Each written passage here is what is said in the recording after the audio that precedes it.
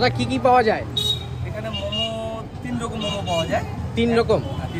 আচ্ছা কি কি মোমো পাওয়া যায়? প্লেন চিকেন মোমো, আর একটা হচ্ছে ভেজ মোমো, আর একটা টাইফু মোমো। টাইফু মোমো এটা হচ্ছে এগ চিকেন দিয়ে তৈরি। আর এটা কি আছে? এটা হচ্ছে গুজরাটি ঢোকলা।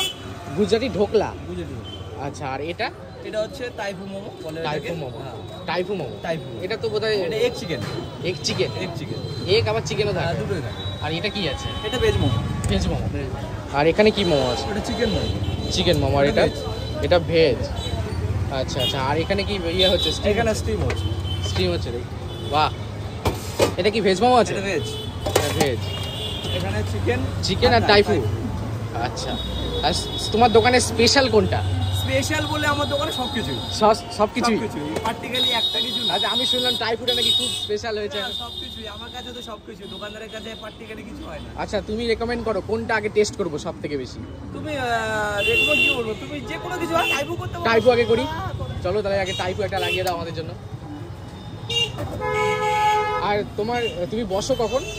ওইটা 4টা থেকে। বিকাল 4টা থেকে বসে যাও? আচ্ছা। প্রথমে আসছে টাইপু। হ্যাঁ প্লেটে আসলো। এবার কি দেবা এর মধ্যে? টমেটো সস আর চিলি সস। টমেটো সস আর চিলি সস। আচ্ছা এই গেল। এটা কি? এটা টমেটো সস, চিলি সস। দেখ তুমি নিজেই বানাও? হ্যাঁ নিজে আছে। এটা দোকানে।